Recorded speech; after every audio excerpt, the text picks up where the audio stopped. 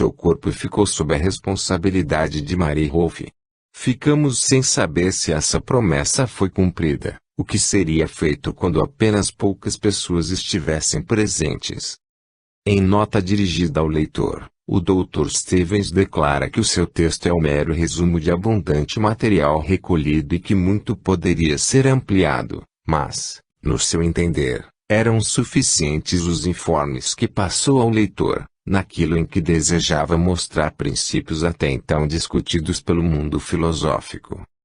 Só nos resta lamentar que tão pouco haja sido dito sobre este caso realmente digno de estudo bem mais aprofundado. Asa Rolfe, pai de Mary, também interrogou Lurancy sobre o período em que ela esteve desligada do corpo, mas a menina lhe disse, diferentemente do que declarara em carta ao Dr. Stevens, que se lembrava de alguns incidentes durante o último mês. Quanto ao restante, as informações obtidas haviam sido transmitidas através de Mary.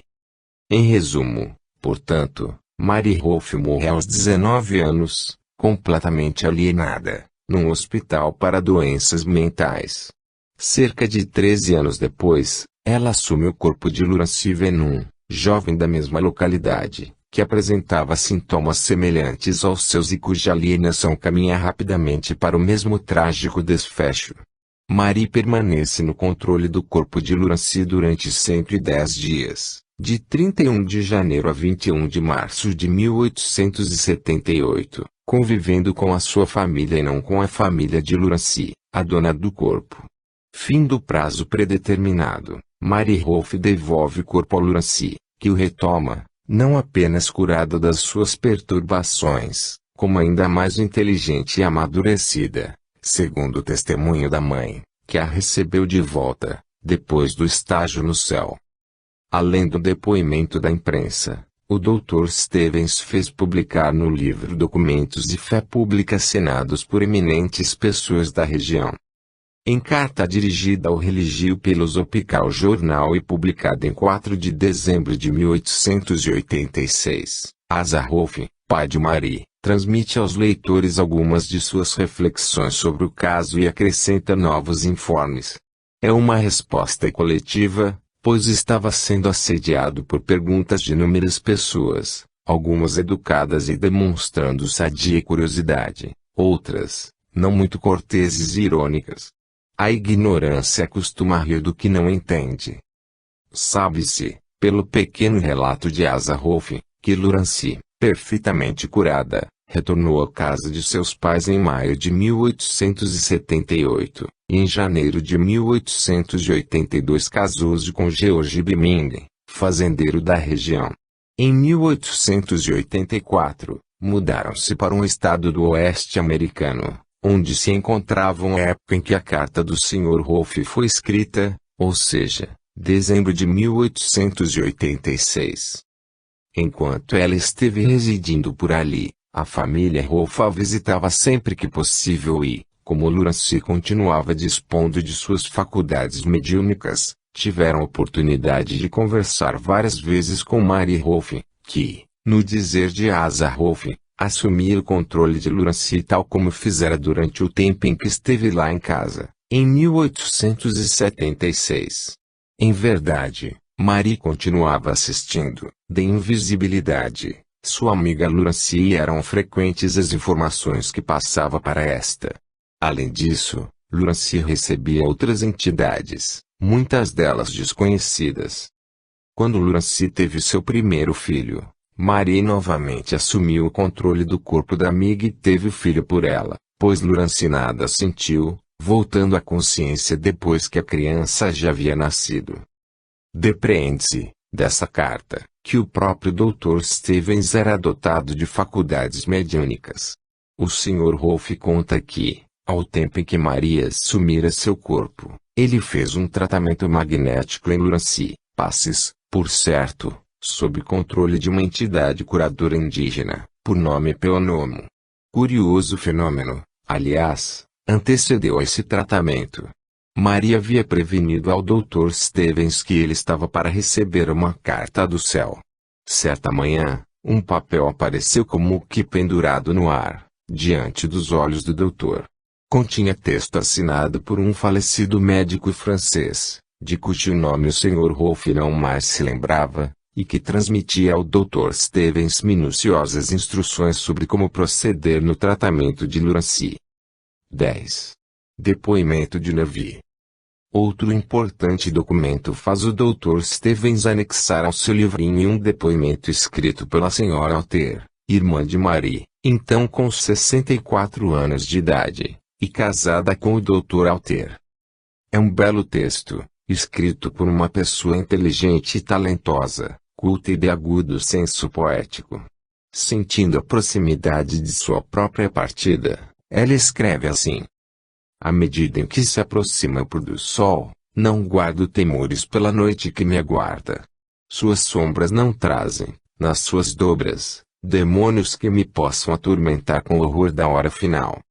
Estava mais certo do que nunca de que durante mais de 3 meses voltara a conviver com o irmão que morrera aos 19 anos de idade. Guardava na memória doces vinhetas daquela inesperada sobrevida.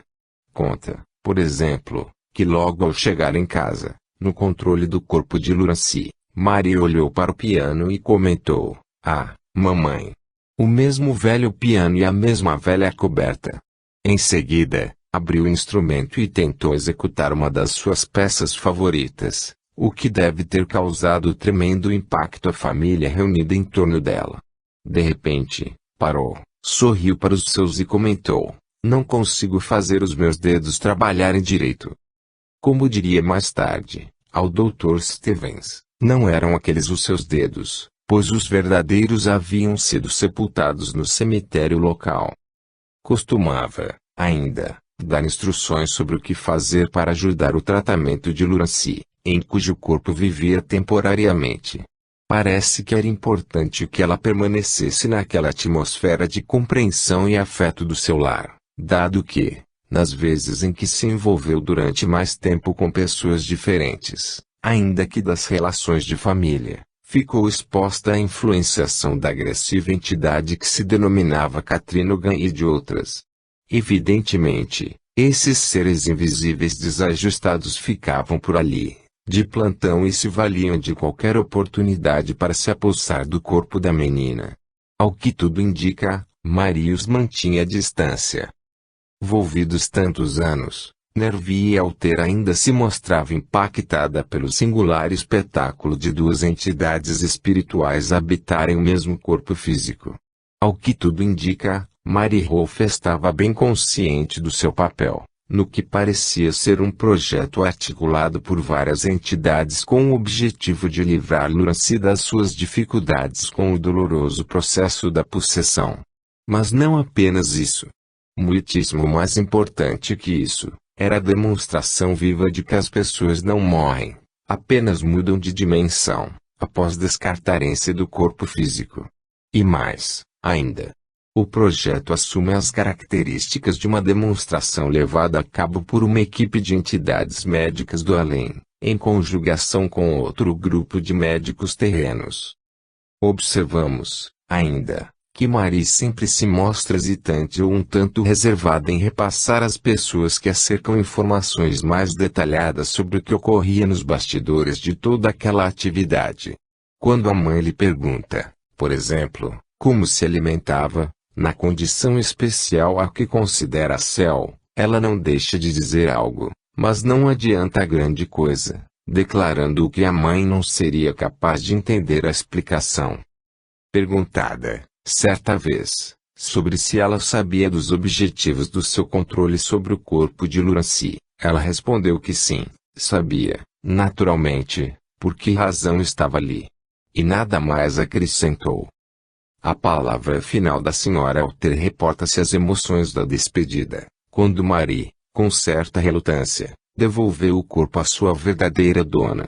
Ao deixar a casa, com Marie pelo braço, Nervi declara ter começado a viagem mais maravilhosa da sua vida.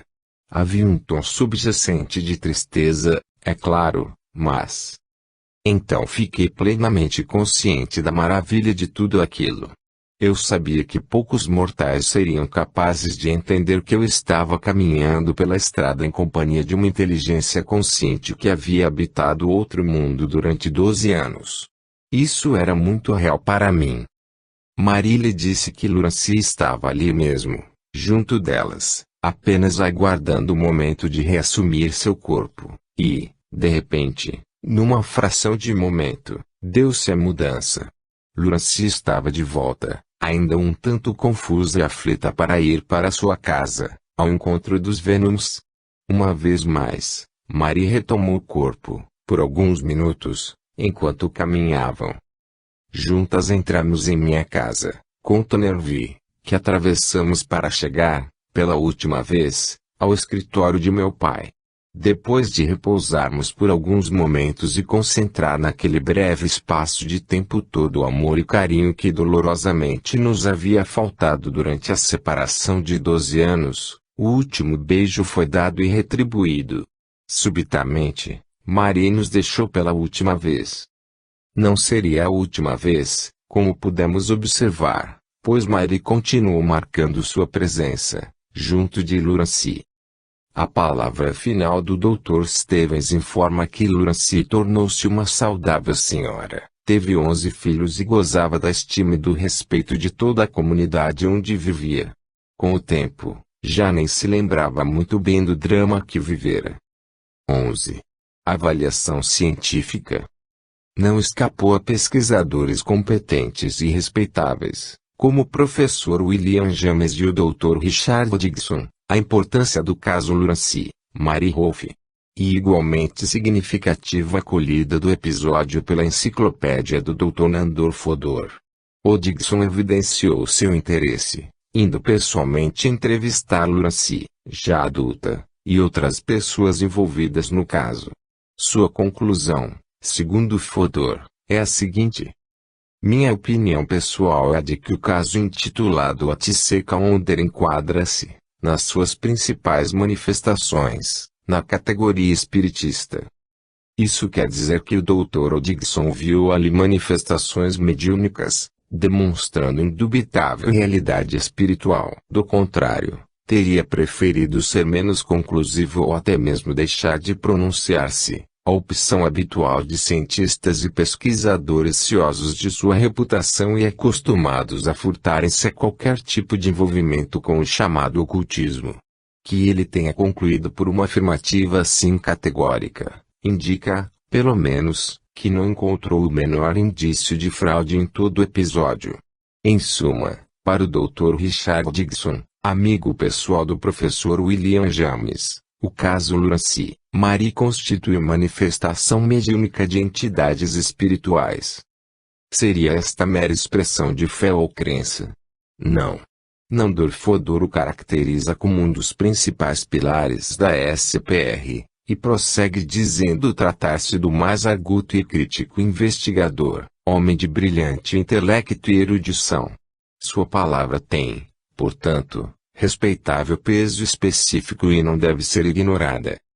Infelizmente o caso não teve a divulgação que merecia, não apenas pela importância dos fenômenos observados, como pelas implicações com o problema da SPM. Os depoimentos de William James e Richard Dixon ficaram como que diluídos na obra desses eminentes estudiosos, ao passo que o opúsculo do Dr. W. Stevens, autorizada testemunha e relator do caso, apagou sem edição anônima, provavelmente de tiragem limitada e desigual alcance geográfico e cultural, sem condições de atingir o nível de uma obra de repercussão nacional, muito menos internacional. Por isso, mesmo em livros que se referem à personalidade e os trabalhos do Dr. Dixon, como de Harry Price, ou a obra mais ampla, em 2 volumes, de Frank Podimori, não encontramos menção alguma ao chamado fenômeno de Otseca. No entanto, o caso tem todas as condições para se projetar com destaque nos anais das pesquisas psíquicas e, a meu ver, influenciar uma reavaliação na conceituação do fenômeno da personalidade múltipla. É justo assinar que no Dr. J. M. Peebles, de Battle Creek, Michigan, mais um médico, Não passou despercebido esse aspecto, o que coloca o obscuro doutor provinciano do século XIX como pessoa bem informada para sua época e condição. Não há dupla consciência neste caso, escreve-lhe de maneira enfática no prefácio do livro do Dr. Stevens. Nem em caso algum. A consciência é una. Expressões como dupla consciência, personalidades múltiplas e supraconsciência subliminar, além de nada explicarem, confundem e obscurecem as ideias.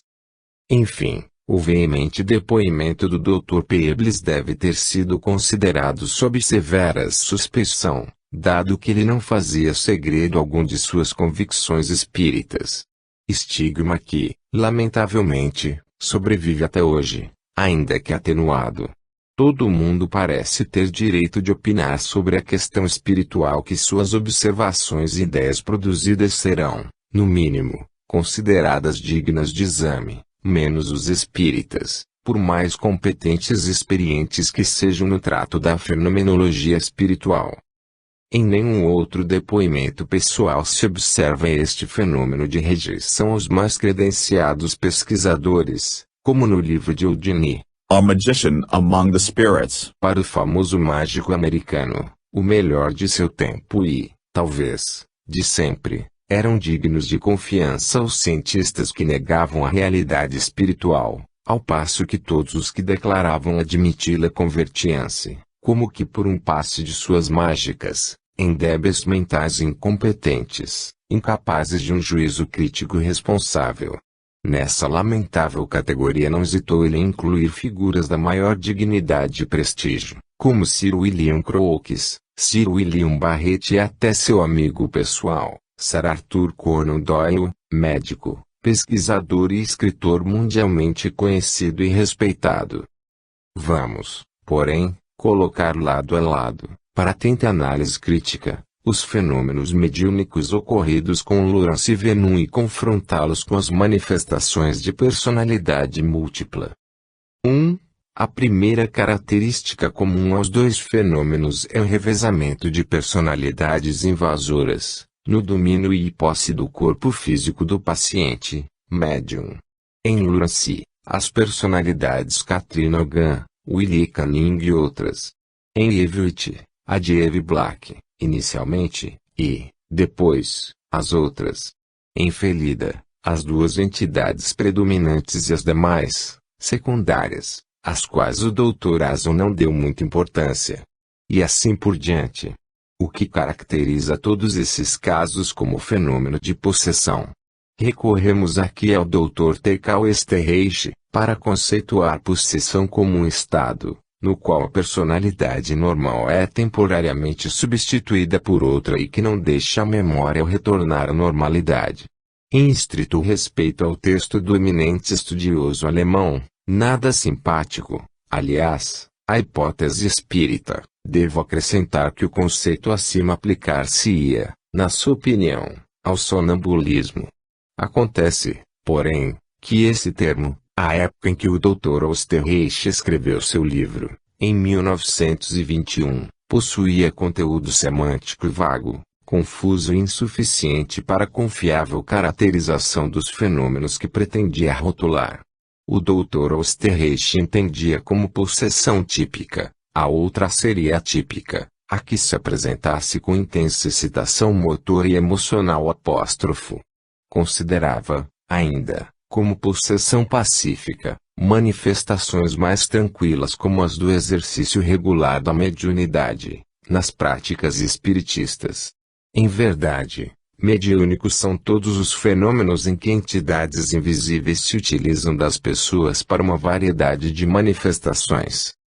E ainda o Esterreich quem procura distinguir a possessão da obsessão, configurando esta última como um estado geral de compulsão, ao passo que a possessão é uma invasão.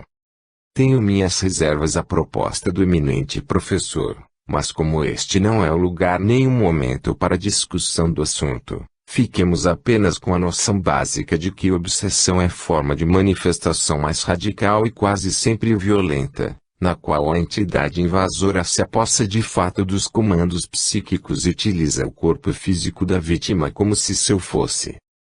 Entendida, portanto, como faculdade que tem certas pessoas de servir de intermediárias ou instrumentos a entidades invisíveis, a mediunidade é condição comum a fenômenos semelhantes aos ocorridos com Lawrence, Mary Rolfe, tanto quanto aos demais casos tidos como de múltipla personalidade estudados neste livro.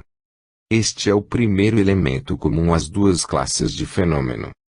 2. Tanto no caso Lawrence, Mary Rolfe, como nos demais classificados como de personalidade múltipla, observa-se o surgimento de uma entidade mais experiente e equilibrada, incumbida de administrar o condomínio que se estabelece, e impor um mínimo de ordem e disciplina nas manifestações.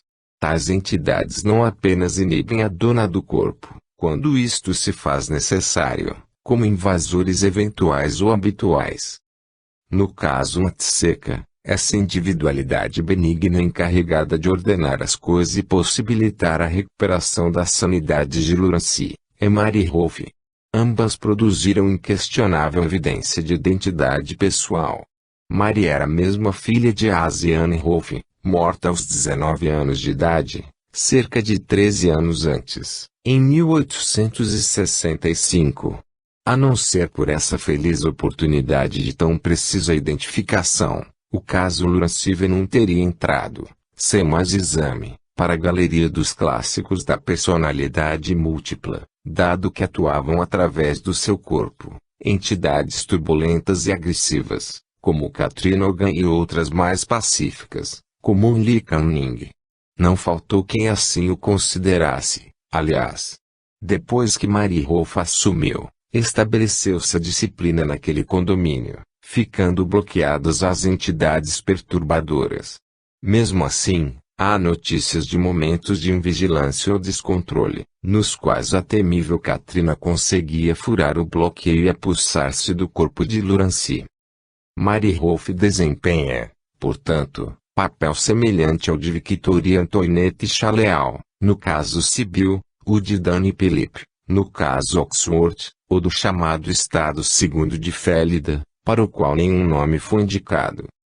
Em alguns desses casos, cumprida a missão semeadora, a entidade ordenadora se retira, como Dan ou Vicky. Em outros, é essa entidade que prevalece e acaba assumindo, em definitivo, como Estado Segundo de Félida. Esquema semelhante funcionou no caso Matseca. Concluída sua missão, Mary Rolfe se retira, ainda que relutantemente, pois deixa claro que teria preferido continuar no corpo de Lawrence, pelo menos por mais algum tempo, convivendo com os pais, a irmã e os amigos. Este é o segundo aspecto em que os casos se tocam. 3. Mesmo retirando-se depois que a pessoa é dada como curada e de estar em ordem as coisas, tanto as entidades incumbidas da tarefa semeadora, como, eventualmente, as demais, podem manifestar-se através do corpo que ocuparam rotativamente por algum tempo.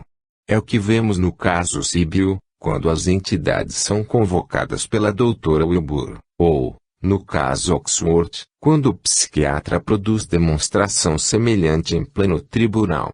E também o que ocorre no episódio de Matseca, no qual Mary Rolfe continua proporcionando assistência à sua amiga Lawrence, ou conversando, através dela, com os pais, que permanecem na Terra. Mais do que isso, dá eloquente testemunho de solidariedade e afeição, assumindo o corpo de Lawrence, a fim de poupar a amigas dores do parto. Mais um aspecto, portanto, em que os casos analisados revelam uma base comum.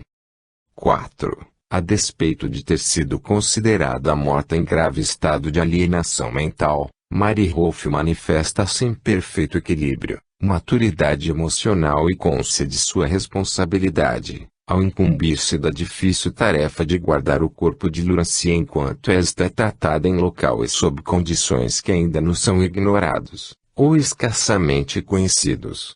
Não só mantém vivo o corpo, em pleno funcionamento, sem necessidade, aliás, de alimentos sólidos como impede a invasão de entidades estranhas e perturbadoras.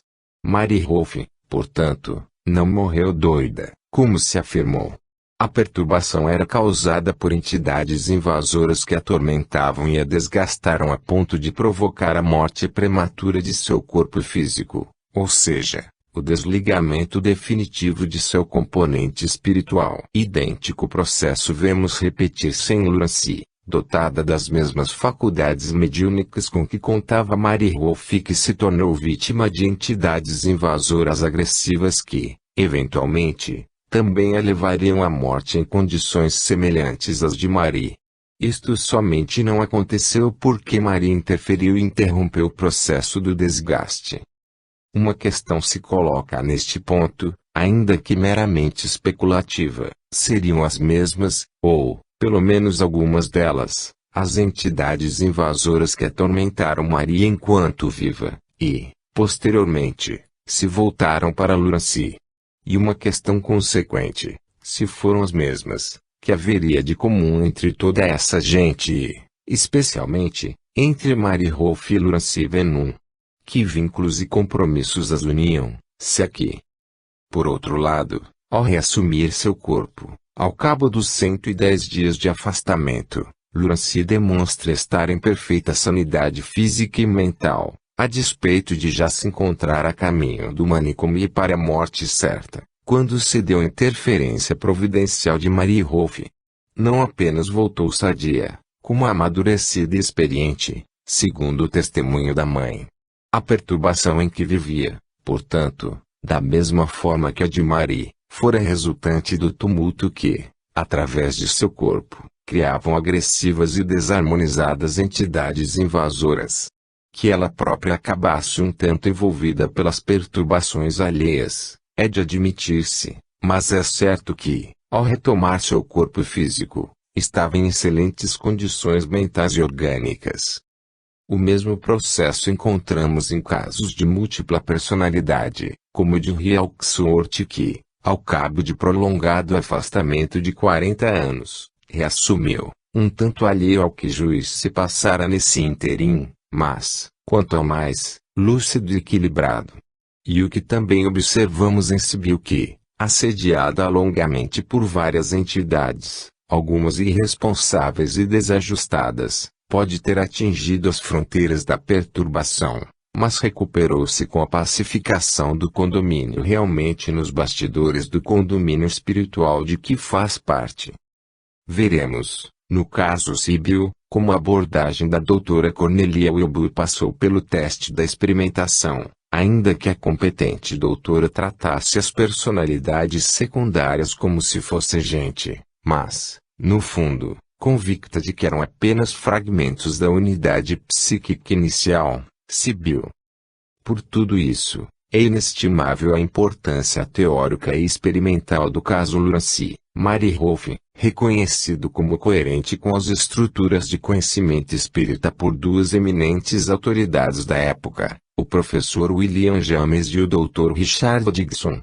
Espírita ele é, realmente, ao demonstrar de maneira inquestionável a realidade de dois espíritos no comando alternado do mesmo corpo físico, assediado, além disso, por várias outras entidades também interessadas em ocupá-lo. Não há como negar que as entidades são autônomas, dado que o episódio passou pelo rígido teste do reconhecimento das famílias envolvidas. Marie tinha todos os arquivos mnemônicos da filha dos Rolfe, ao passo que Lurancy era, indubitavelmente, a filha dos Venoms. São pessoas distintas e não fragmentos resultantes da cisão de Lurancy, que não trazia no seu psiquismo nenhum registro relativo à personalidade de Marie, pois sequer se conheceram em vida. É pena que as técnicas de regressão da memória via hipnose não estivessem suficientemente desenvolvidas à época, a fim de viabilizar uma coleta de informações mais amplas, tanto no psiquismo de Lurancy quanto em Mary Rolfe. As experiências pioneiras do coronel Albert de Rocha somente seriam desenvolvidas entre a última década do século XIX e a primeira do século XX. Seu livro básico, La vie successive, é de 1911. Embora haja experimentações ainda incipientes anteriores, pelo Abade Faria e Colavida. Que teria Marie Wolfe e Luracy a dizer, uma vez postas em transe hipnótico e regredidas aos espaços de tempo deixados em branco nas suas respectivas memórias? Aliás, ao que tudo indica, Marie não teria tais lacunas, pois demonstrava estar suficientemente informada de tudo quanto se passava, não apenas com ela, mas com o espírito de Luracy no intervalo em que a menina estaria no céu, em tratamento, ou melhor, em dimensão hiperespacial e, portanto, atemporal. Ao que tudo indica, depois de reacoplada ao seu corpo, Luracy não tinha consciência bem nítida do que se passara com ela nesse ínterim, embora tenha prometido um relato a respeito, ao Dr. Stevens. A sua mãe, ela transmitiu a impressão de ter vivido um sonho.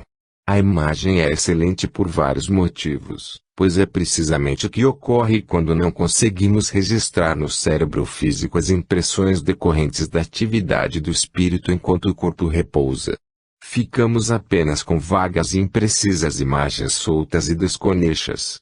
Por outro lado, quando o espírito, desprendido pelo sono, pela hipnose ou pela morte aparente, consegue impressionar o cérebro físico com as vivências em desdobramento, as imagens ressurgem vividas, na sequência certa, coerentes e significativas. No caso Luracy, suponho, tornava-se mais difícil passar ao cérebro físico as impressões recolhidas na dimensão que ela considerava celeste, porque o sistema nervoso estava sob o comando de outra entidade e, portanto, ocupado em diferente atividade. Depois de tudo isso considerado e meditado, ficamos com mais perguntas do que respostas para as nossas compreensíveis ânsias de aprendizado. O que há, realmente, por trás desse caso complexo e singular? Sejam quais forem suas motivações e antecedentes, é preciso reconhecer, nele, excelente conteúdo didático, uma caprichada demonstração da realidade espiritual, tão convincente que deixou o professor William James e o Dr. Richard Dixon sem alternativa senão a chamada hipótese espírita, para explicá-lo, ou pelo menos para entender algo do seu mecanismo.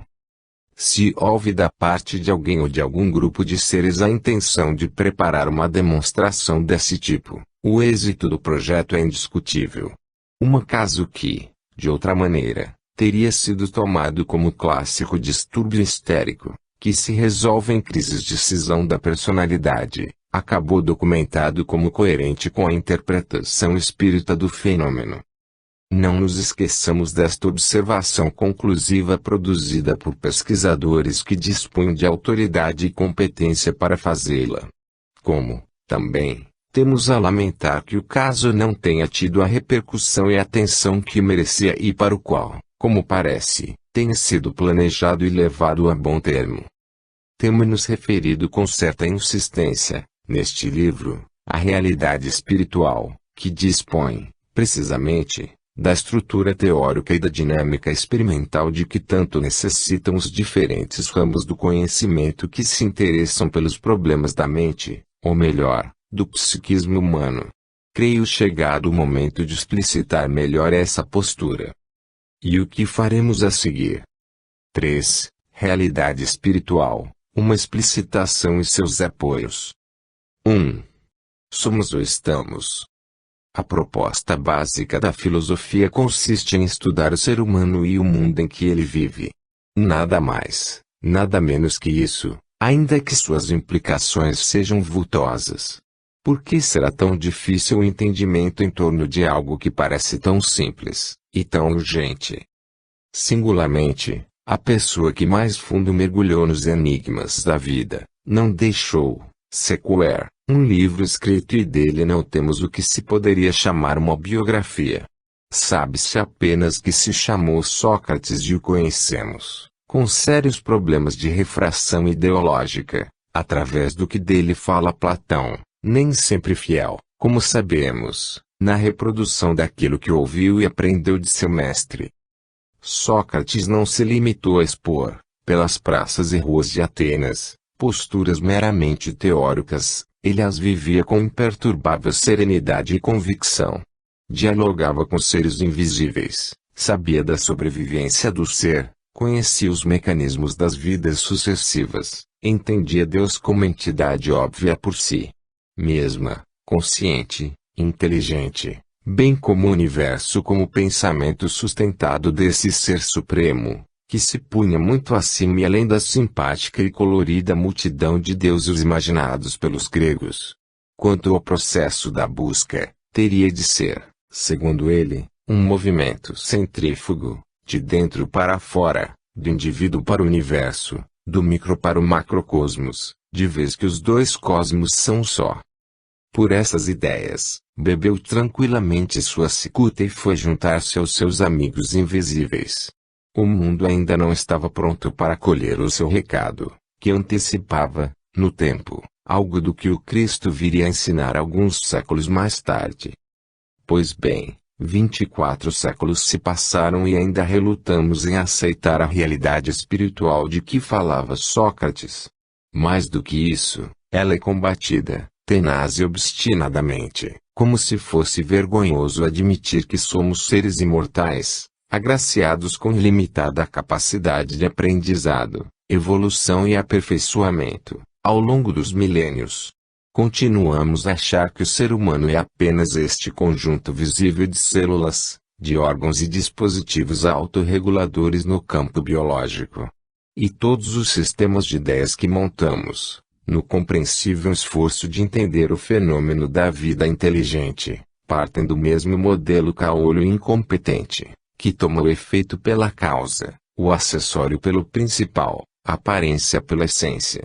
Em vez de entendermos, afinal, que estamos acoplados a um corpo físico perecível, insistimos em pensar que somos esse corpo físico.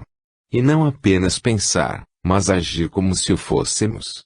Por comodidade e preguiça, a fim de continuar pensando o que sempre pensamos, transferimos conceitos fundamentais à compreensão do fenômeno humano à jurisdição do que entendemos por religião. E entendemos religião como um sistema de ritos, dogmas, cultos, posturas e hierarquias, ao qual confiamos cegamente a gerência dos mais importantes aspectos do nosso ser, elevando-os à condição de fé ou crença e, por isso, indiscutíveis, ao passo que também a fé tem de ser racional, pode e deve conviver com a razão. Há outras queixas a formular, se é que estamos honestamente empenhados em uma reavaliação que nos leve à reformulação de que tanto necessitam, não apenas a psicologia, mas todos os aspectos da vida, naquilo que toca, direta ou indiretamente, o ser humano. O primeiro passo, nessa direção, está, a meu ver, na revitalização do conteúdo das ciências, técnicas e conceitos reunidos sob o radical psico. Não é mera questão semântica, esta. Nas suas inteligentes reflexões em torno da semântica geral, a doutora Gina Geminara, aliás, excelente psicóloga, aborda esse aspecto específico da terminologia em Insights for the Age of Aquarius. Depois de lembrar Bernard Shaw, para quem o planeta em que vivemos seria, provavelmente, o hospício do Sistema Solar, a doutora Geminara manifesta suas dúvidas de que as ciências mais de perto interessadas nos problemas humanos ofereçam condições suficientes para enfrentá-los, inclusive a sua própria, a psicologia. Escreve ela. A psicologia, a psiquiatria e a sociologia, ramos da ciência mais diretamente voltados para o comportamento humano, afiguram-se promissoras. Não obstante, os sociólogos são, usualmente, mais observadores do que modificadores do cenário social. E os psicólogos, apesar de oferecerem alguns critérios e recursos práticos, não parecem preparados numericamente ou dotados de visão suficientemente ampla para resolver nosso premente dilema planetário. E a psiquiatria, numa só palavra, é dispendiosa. Entende a versátil doutora Geminara que a semântica geral nos ajudaria a repensar esse caótico estado de coisas. Não se trata de nova metodologia destinada a estudar as palavras em si mesmas, e sim a interação palavras-pessoas. Uma nova espécie de lógica, ou, no dizer de Aikawa, um de seus especialistas, uma técnica que ensina a não nos tornarmos perfeitos idiotas.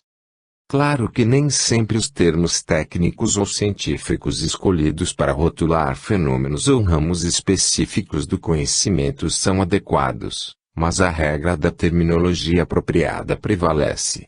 Psicologia era uma dessas palavras, corretamente montada e incorretamente posta em uso, de vez que, na interação gente-palavra, as pessoas que com elas se incumbiram de lidar, impuseram-lhe seus preconceitos, seus temores e suas frustrações, ou suas crenças e descrenças, em vez de aprenderem com os fatos, como manda a boa técnica da pesquisa. Em termos de semântica geral, portanto, na fase da interação gente-palavra, o termo psicologia resultou esvaziando de seu conteúdo. Ficamos, assim, diante de uma psicologia baseada em rígidas premissas dogmáticas, como a de que não existe alma e, portanto, não há como perder-se tempo com especulações ociosas, que devem permanecer a cargo da metafísica ou da religião. O Dr. Freud usou toda a sua veemência e autoridade no explícito esforço de evitar que seu jovem amigo Dr. Gary G. Jung se deixasse fascinar por esse tipo de pesquisa que, a seu ver, nada tinha consciência. De fato, encontramos o incidente, narrado pelo próprio Jung, em Memórias, Sonhos, Reflexões, como se lê também, no livro de Nandor Fodor. Freud implorou a Jung jamais abandonar a teoria sexual, que lhe parecia absolutamente essencial à montagem de uma correta matriz psicanalítica. Devemos fazer dela um dogma, um baluarte inabalável, concluiu. Baluarte contra o quê? Perguntou Jung perplexo. Contra a onda de lodo negro do ocultismo, rematou Freud, após breve hesitação. Ora, a tese de doutorado de Jung fora, precisamente, sobre o tema tabu do ocultismo, ao estudar as faculdades mediúnicas de uma menina de 15 anos que, no seu papel, figura protegida pelas iniciais SW, mas que era sua prima. É preciso lembrar, não obstante, que nos anos finais de sua longa vida, Freud declarou nobremente seu equívoco, confessando que, se fosse possível, recomeçaria sua carreira pelo estudo dos fenômenos psíquicos. Deve ter morrido sem saber que isso é perfeitamente possível como programa de trabalho para sua próxima existência na carne. Aliás, ao publicar sua última obra, Moisés e o Monoteísmo, já exilado em Londres, escreveu ao amigo Arnold Zeg, que não esperasse mais livros de sua autoria, a não ser, diz ele, na minha próxima reencarnação. A informação consta do livro imperdível de Ronald W. Clark. Não seria a primeira vez que a verdade teria usado a máscara da farsa, e nos leva a suspeitar que o velho mestre provavelmente andava entregue a profundas meditações reformuladoras nos anos terminais de sua longa vida. 2. Visão filosófica. Convidado para falar perante o primeiro Simpósio Brasileiro de Parapsicologia, Medicina e Espiritismo, reunido em 1986, sob o patrocínio da Associação Médico Espírita de São Paulo, apresentei um papel algo veemente, no qual identifico clarões de esperanças em algumas tendências mais promissoras da medicina e da física contemporâneas. Naquela, a medicina, um estado de insatisfação com os modelos vigentes, que consideram o ser humano como mero, ainda que complexo, mecanismo cibernético no campo da biologia. Lembrei, ainda, que, segundo Elis Armand, citado pelo Dr. Larry Dossey, em Time, Space and Medicine, a ciência não é uma descrição da realidade, mas uma ordenação metafórica da experiência, dado que, na balizada opinião do professor Eisenberg, o mero fato de observar-se um fenômeno, suscita interferência que modifica, mesmo porque vivemos num universo maciçamente solidário. Como os poetas sabem melhor das coisas, recorro a Francis Thompson, segundo leio em Lawrence Lezan. All things by immortal power near or far hidden laid to each other linked are that thou canst stir a flower without troubling of a star. Ou seja, tudo está secretamente ligado, perto ou longe, por um poder imortal, de tal maneira ligado, que você não tocará uma flor sem incomodar uma estrela. O Dr. Harold Saxton Bull, professor emérito, escreve que o ser humano não resulta de mero acidente. Ao contrário, prossegue ele é parte integrante do cosmos, embutido nos seus campos onipresentes, sujeito às suas leis inflexíveis e participante do destino e dos propósitos do universo.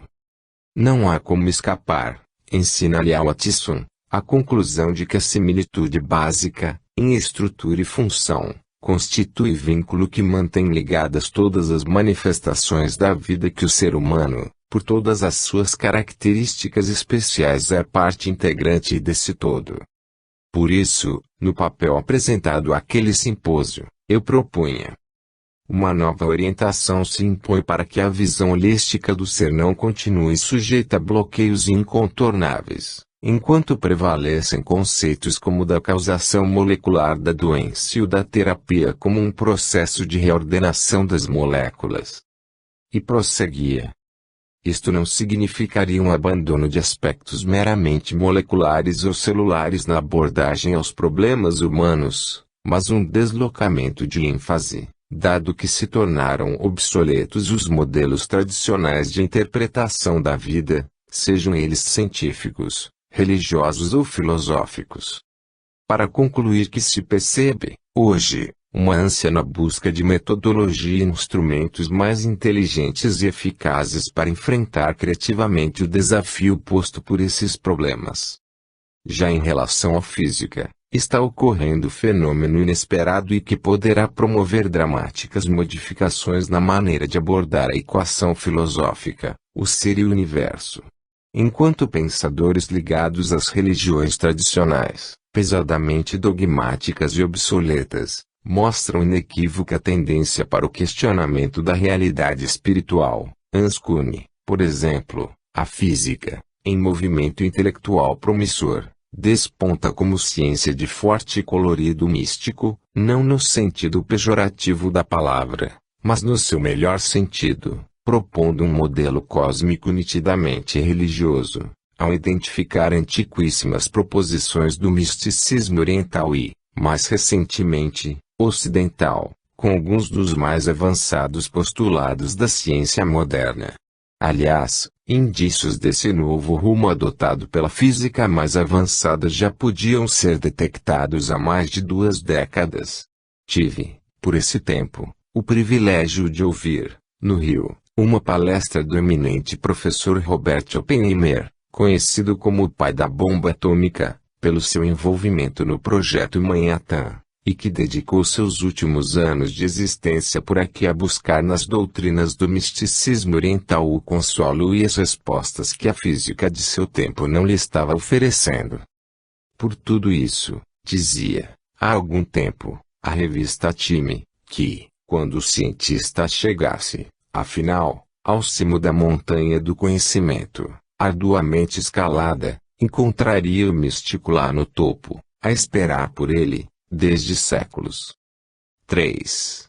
Reformulações necessárias. O Brasil é um país de singular tolerância ideológica, em termos de problemas científicos e, portanto, fértil, como poucos outros no mundo, para implantação e cultivo de ideias renovadoras. Renovadoras, disse eu, não novidadeiras. Tenho convivido, em presença física ou através de ampla e variada literatura, com outros povos, especialmente o americano do norte. Sei da coragem e disposição que se exige da pessoa, fora do Brasil, para desafiar, com uma proposta ou uma interpretação renovadora, a maneira de considerar qualquer fenômeno humano que se tenha cristalizado no contexto do que se convencionou chamar de establishment. A resistência das acomodadas estruturas de pensamento aos impulsos do pioneirismo individual é paradoxo que sempre me impressionou. Como é que uma civilização tão renovadora e progressista na sua dinâmica socioeconômica, como a americana, Por exemplo, se deixa inibir ante as tentativas, escassas, aliás, de reformulação ideológica tão necessária como qualquer outra, no pensamento religioso, para citar apenas um dos aspectos da questão. Estou bem consciente, ao dizer isso, de que nosso objetivo aqui não é debater problemas religiosos embutidos no contexto social. Faço essa abordagem, contudo, porque parece ter a sociedade entendido que aspectos vitais ao entendimento do ser humano, como a existência e sobrevivência do princípio espiritual, sejam temas exclusivos das diversas denominações religiosas do planeta, que deles se apossaram por ação de alguns e omissão de muitos. Volto a recorrer à doutora Gina Geminara, que escreve: número excessivo de nossos cientistas e pesquisadores tem sido intelectualmente bitolados e materialistas, tanto quanto emocionalmente insensíveis e socialmente míopes. Nossa trágica situação planetária é devida, creio eu, pelo menos em parte, à penetrante influência por eles exercida. Seja como for, não prevalece no Brasil esse quase religioso respeito e temor pela opinião pública em relação ao que fazemos de nossas ideias pessoais e que rumo damos às nossas especulações filosóficas e científicas. No entanto, são muitos os cientistas europeus e americanos, nada sei dos japoneses e outros, que se intimidam ante a perspectiva de enfrentar a comunidade, da qual dependem para a manutenção do status profissional e de seu padrão de vida, contestando ideias geralmente aceitas pela maioria. O que é compreensível, mas lamentável. É fato sabido que até mesmo resultados e conclusões de estudos e pesquisas podem sofrer sérias distorções ideológicas porque seus autores não desejam entrar em choque com as instituições que os patrocinam ou influenciam o ambiente em que vivem e trabalham. Frederick Lentz, Ph.D. pela Universidade Estadual de Nova York, escreve um livro intitulado True Accounts of Reincarnation, a fim de divulgar bem documentados casos de reencarnação, para concluir, de maneira desconcertante, ao declarar que, baseado nas suas pesquisas, e a falta de melhor explicação, a reencarnação é uma realidade. Em seguida, acrescenta que não acha que tenha pessoalmente aceitado a nova teoria da reencarnação, mesmo porque acabara de dizer que não se julga convertido ao que chama de crença. Ora, o postulado das vidas sucessivas não constitui objeto de crença ou fé. Ou existe, como realidade racional, ou é mera fantasia. O máximo que poderemos dizer dele é que o aceitamos ou não, mas não que acreditamos ou não acreditamos nele. E é incorreto colocar-se em termos de fé ou crença princípios científicos como o da gravidade ou a equação energética com a qual Einstein sacudiu as estruturas da física contemporânea. Diria algum cético impenitente que a teoria da gravidade pode ser facilmente comprovada e a da reencarnação não tão facilmente. Em verdade é tão fácil demonstrar uma como outra. Trata-se de mera questão de abordagem ou enfoque, como ocorre em qualquer especulação científica. Que tipo de demonstração está o cético procurando? Quanto à fórmula einsteiniana, mesmo ante as dificuldades quase insuperáveis de prová-la, de início, temos de transformá-la em objeto de crença. Não há, nos traumatizados sobreviventes de Hiroshima ou Nagasaki, a menor sombra de dúvida sobre a validade de igual-me 2. A despeito da consciência que têm os cientistas e pesquisadores de que se chocarão de frente com as rígidas estruturas do establishment, não tem faltado pioneiros dispostos a enfrentar o desafio, como autênticos kamikazes do conhecimento. Citemos alguns: Dr. Lance Stevenson, Dra. Gina Geminara, Dr. Edith Fiore, Dr. Eleon Bache, Dr. Saxton Bull, Dr. Larry Dossey, para lembrar apenas alguns. Nos Estados Unidos, aos quais podemos acrescentar os doutores Dennis Kelsey e Arthur Guidon, na Inglaterra. Estou convencido, contudo, de que há, para o Brasil, uma predestinação à abertura de amplas janelas para o futuro, mas que, infelizmente, ainda não foi detectada a fim de ser posta em ação. 4. a arte de perguntar. A informação necessária à reformulação do desolador quadro de que se queixa a doutora Germinar existe e está ao alcance de todos os que se entregarem atentos, mas desarmados de preconceitos, a uma busca racional, humilde e corajosa, dispostos a aprender com os fatos em lugar de impor-lhes premissas e dogmatismos. Como diz Laurence Lezan, as pessoas não estão obtendo respostas adequadas às suas indagações porque estão formulando perguntas erradas, ou, ainda, na sua opinião, decidindo antecipadamente que certas coisas são impossíveis. Aliás, Lezan não faz segredo de sua impaciência e até irritação, ao denunciar a maior conspiração da história, nos últimos 80 anos, no que respeita ao estudo da natureza humana. Creio que poderíamos colocar nessa categoria cientistas que consideram a realidade espiritual território do ocultismo ou das religiões, com os quais nada teria a ver o pesquisador responsável.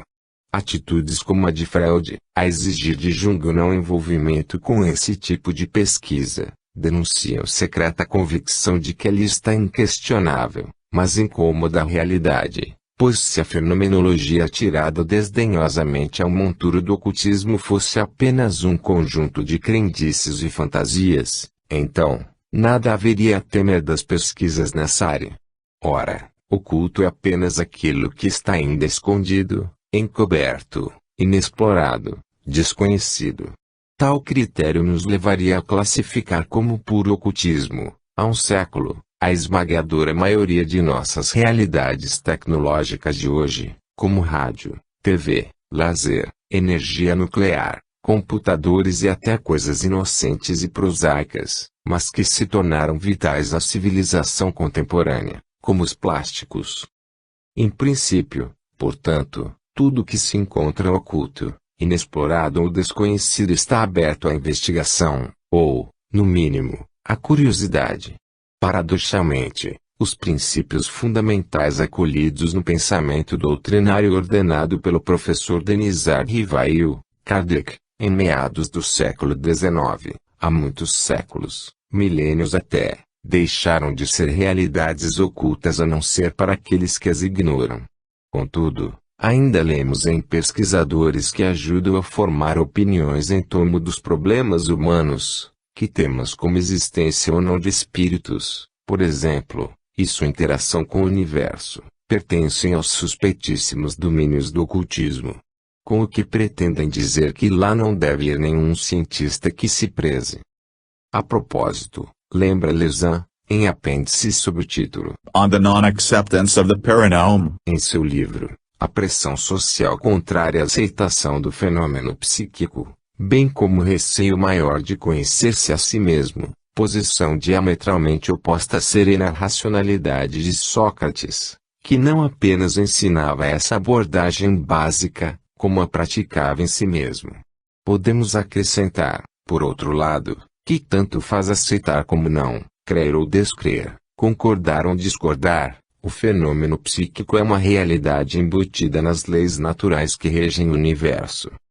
Um psiquiatra confessava a Lezan, com a candura quase infantil da inocência que se visse uma aparição e ela fosse comprovadamente genuína, eu temeria pela minha sanidade. Ou seja, quem vê espíritos é doido. Isso, como se vê, em pessoa que se dedica ao estudo da parapsicologia. Ao comentar a relutância da maioria dos pesquisadores em enfrentar o problema da pesquisa psíquica, Tireu, citado por Lezan, atribui esse pavor ao medo de que fatos dissonantes, uma vez admitidos, explodirão todo o esquema do conhecimento familiar de cada um.